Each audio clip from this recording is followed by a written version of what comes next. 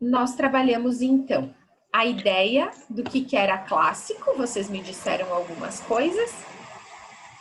Aí nós vimos o que eram clássicos no futebol, na música, no cinema e na arquitetura.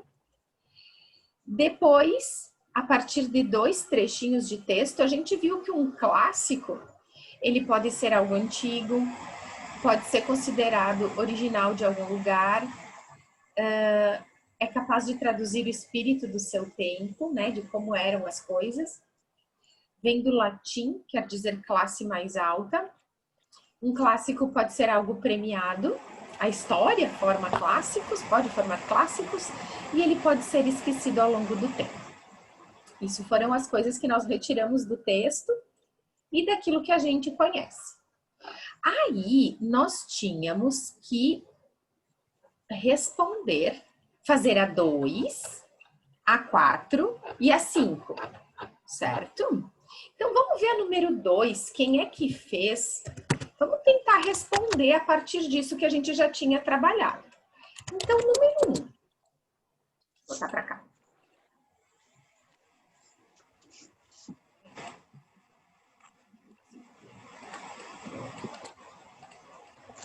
Vamos lá. O conceito de clássico tem o mesmo sentido para as pessoas do nosso conceito de clássico da antiguidade, tem o mesmo sentido para as pessoas de hoje? O que vocês acham? Sim, por quê? E se não, por quê? Porque nós temos as nossas coisas clássicas. E será que da antiguidade que a gente está falando lá do ano 4000 antes de Cristo até 476 depois de Cristo, será que o que era clássico lá é clássico hoje? Acho que sim. Acho que sim. Não. Acho que não. Sim, não ou talvez? Talvez. Talvez. Algumas coisas podem ser e outras... Não. Vocês não têm um conhecimento total dessa época, né? No final das nossas aulas, a gente vai conhecer um pouquinho, a gente vai saber responder melhor. Mas é talvez, né? Algumas coisas daquele tempo podem ser consideradas clássicas hoje. Quando eu explicar a aula de hoje, vocês vão entender um pouquinho do que eu estou falando agora, tá? Então, tem algumas coisas que sim e algumas coisas que não, né? Para o conceito de clássico. Algumas coisas. Uhum. Podem ir corrigindo.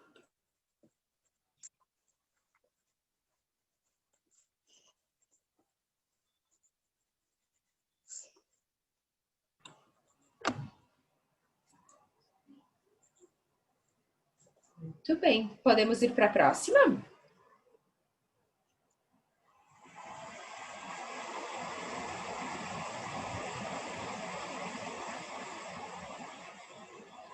Vamos lá.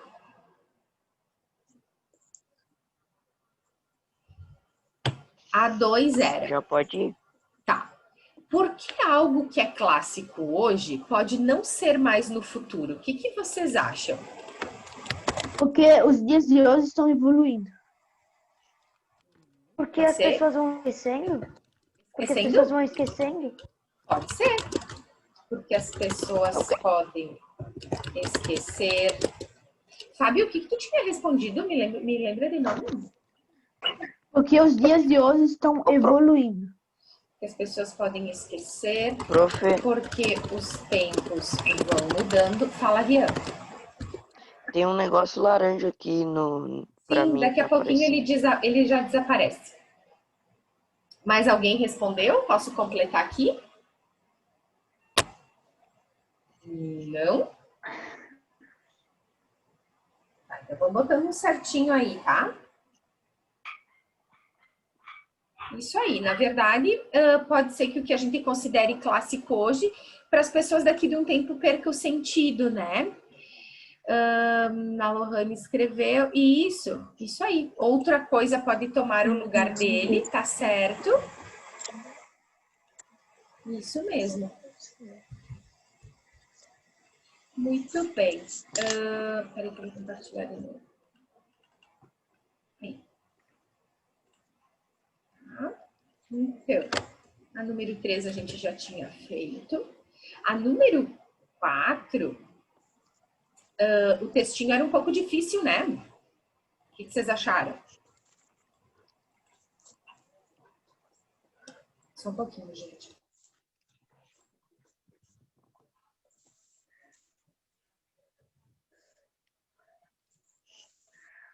Adivinhe, Pedrinho acordou, mas está querendo alguma coisa da mamãe, mas ele vai esperar agora. Olha só. O textinho... Que saco essa caixinha, não sei. Esse textinho, ele era um pouquinho difícil, mas eu vou ajudar vocês a entenderem. Talvez a gente precise arrumar depois algumas respostas, tá? Então, vamos lá. Diz assim: a ideia de uma história antiga foi desenvolvida por pensadores europeus, lá do Renascimento, lá do ano de 1500. Né? Para eles, era a história antiga do seu mundo. Então, esses renascentistas, eles viviam lá na Europa. E foram eles que criaram aquela ideia de idade antiga, média, moderna e contemporânea. Lembram que a gente viu lá na divisão, lá no início do ano? Na divisão do tempo? Então, quem organizou isso foram os europeus.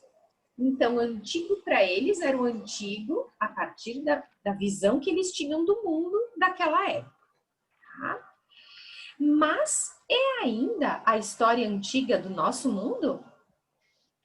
Será que a nossa história antiga hoje no Brasil é considerada a mesma história antiga da Europa? Não. Não, né? A nossa história antiga é uma, a história antiga da Europa é outra. Né? Daí o fato, a própria ideia da história antiga representa uma visão europeia da história. De um certo modo de ver a história mundial através de uma perspectiva europeia, com os olhos da Europa, né? Em escolas e universidades brasileiras, a história é ensinada como uma sucessão evolutiva que chega até o presente, seguindo os períodos pré-história, história antiga, medieval, moderna e contemporânea. Nós trabalhamos isso, né? Só existe história na Europa. Será? Por esses itens, por essa divisão, é a história europeia que ela está sendo colocada. Até mesmo o Brasil e as Américas só são incluídos nessa linha depois da sua descoberta, entre aspas, né, pelos europeus. Isto é, só se torna uma parte da história da Europa. O Império Romano, que constituiu uma maior unidade política dentro do que chamamos história antiga, incluiu áreas que ninguém hoje definiria como europeias. Ou seja, o Império Romano, que foi um império bem grande na Europa, ele incluiu partes da África, do Oriente Médio e até da Turquia. Então, quer dizer o quê? Né? Que essa história que a gente conhece, ou que esse clássico que a gente conhece, ele tem muito uma visão europeia das coisas. E aí, a partir disso, a gente tinha que responder. Então, vamos lá. A número 1 era: a versão da história antiga, criada pelos europeus, representa bem a história do mundo ou a do Brasil? O que vocês acham? Sim ou não? Será que a história antiga, né, lá do ano 400 e pouco até o ano 1000, ela representa a história do mundo, a do Brasil ou a europeia? Será que ela representa a história do mundo ou só a da Europa? Pelo que a gente leu no texto. Só da Europa, né, gente? Então, Só do Brasil, talvez. Ó, aqui diz assim, que a ideia da história antiga foi desenvolvida por pensadores europeus. Para eles, era a história antiga do seu mundo. Então, quer dizer que A versão criada pelos europeus não representa a história do mundo ou do Brasil, representa a história deles, né?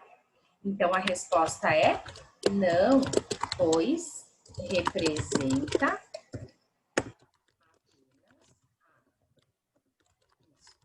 história da Europa. Pois a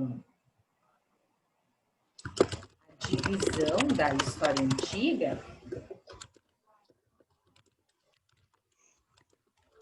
foi feita por europeus. Então, eles colocaram só os fatos importantes para eles da Europa, né? Então, quem tem que corrigir, corrige. Quem tá certo, bota certinho. Se quer dizer a mesma coisa. E quem quiser ler, pode ler para mim.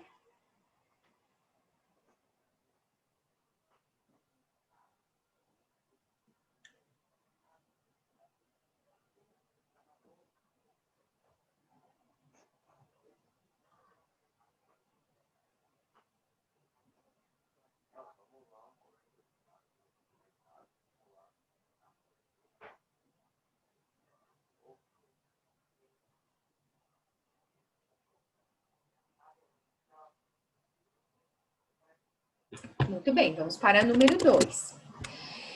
O que era considerado clássico ou antigo pelos europeus do Renascimento pode ser considerado clássico para as pessoas de hoje?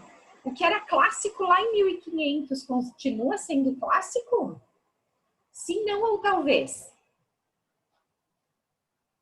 Acho que não. Não. Talvez. Acho que o talvez é melhor. Algumas, é que nem a gente respondeu lá em cima. Algumas coisas sim, né? Outras coisas não.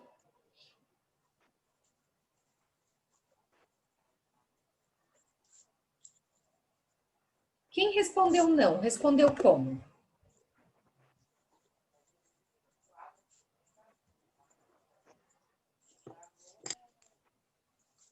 Ninguém respondeu não? Eu coloquei talvez. Talvez. Por quê? Respondi, prof. Vai, Fabi. Não, porque nós temos nossos clássicos. Talvez. Eu vou botar aqui. Não. Pois temos os nossos clássicos que são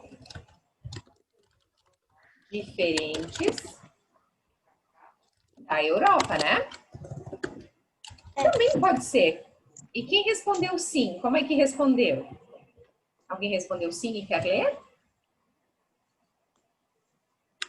Olha, quem respondeu sim podia ter botado sim, pois algumas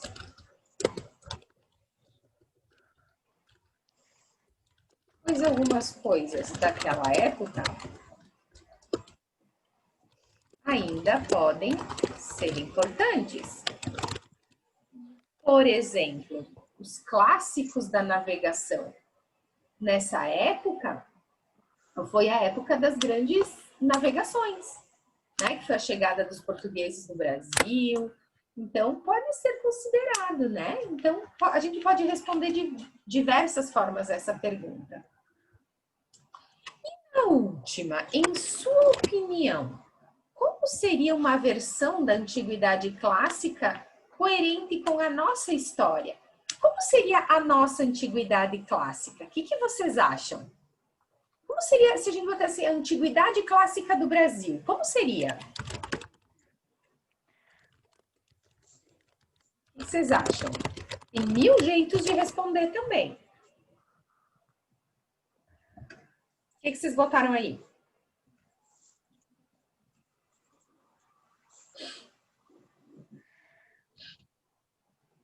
Ninguém botou nada? O que seria antigo aqui pra gente hoje, tá? O que seria antigo da história do Brasil?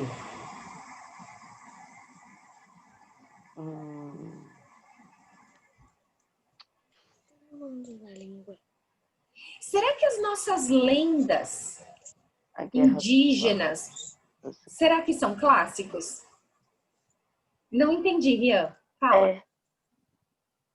Eu tinha falado Guerra dos Farrapos, mas não tem nada a ver. Pode ser, né? Pra gente aqui no Rio Grande do Sul é um grande clássico as guerras, né? Que aconteceram nessa época. Deixa eu pegar um livro do Pedro que eu acho que tem esse título. Aguenta aí.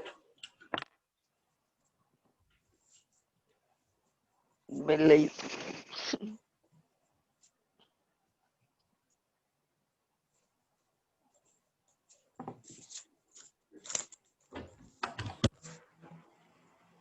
Não, não tem, mas tem assim, clássicos brasileiros, né? Ó.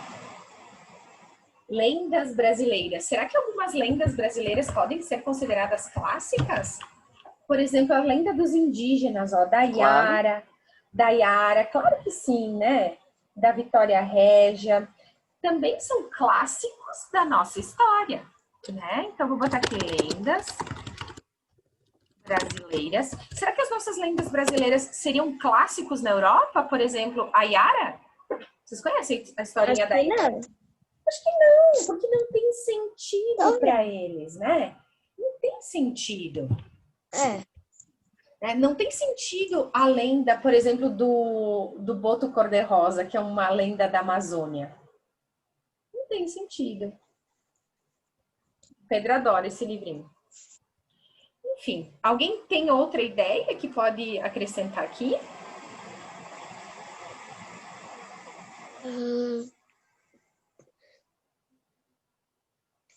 Não? Podemos deixar essas, deixa eu pensar outras. Será que o Fusca, carro, ele pode ser um clássico aqui no Brasil? Como nível aí, Sim. não entendi. Acho que sim. Fusca produzido aqui, né? Carro, isso aí. O Fusca, o que mais pode ser um clássico na nossa história? Prof, eu botei o Fusca Chevette.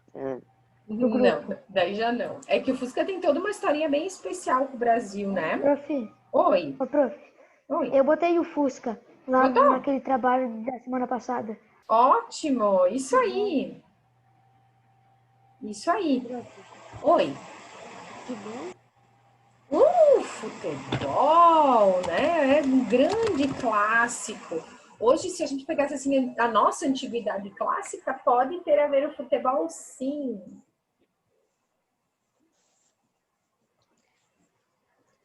Muito bem. Eu tô só completando aqui, eu tô colocando nem a prof, tô colocando o resto. Isso aí. Ó, a história do Fusca eu tinha lido tempos atrás, né? O Fusca é da Volkswagen, né? E aí ele vinha lá, ele começou a ser vendido no Brasil em 1950. E ele vinha todo desmontado da Alemanha, né? E aí depois ele vai acabar sendo montado no Brasil, né? Isso foi em 1953. Isso aí, muito legal. Então as peças vinham desmontadas de lá e eram montadas aqui. Então é o primeiro carro nesse formato no Prof, Brasil. Oi. sua voz está muito travada. Acho que é a tua internet. O resto tá bom? Porque aqui a minha internet tá cheiona. Pra mim tá bom. Tá. Bom, depois disso, nós tínhamos que pensar e fazer um VOF no final da aula, né? Então, olha só. Vamos ver qual que são Fs.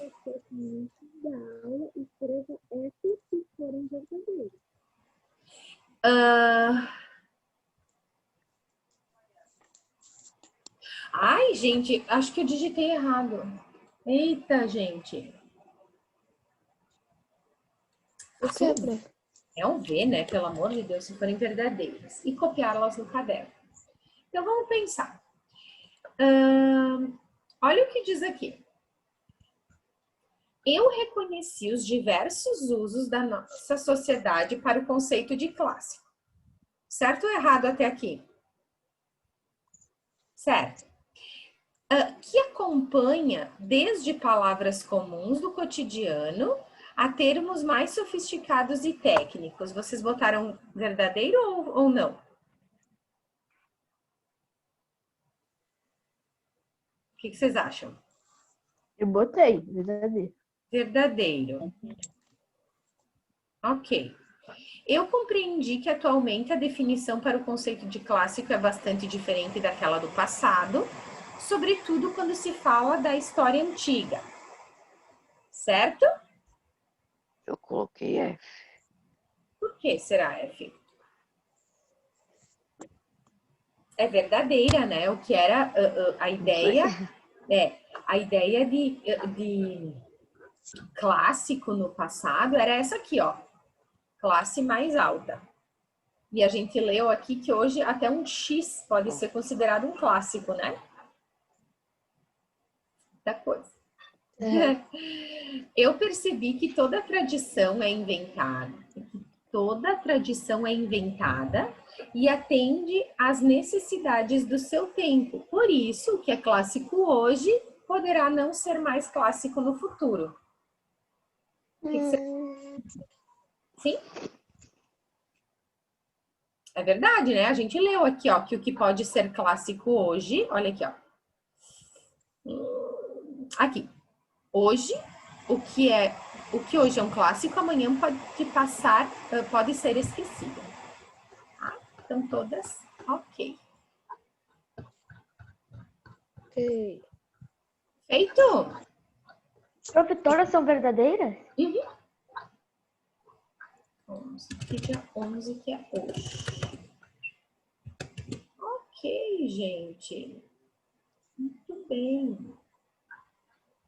Então, olha só o que a gente vai fazer agora.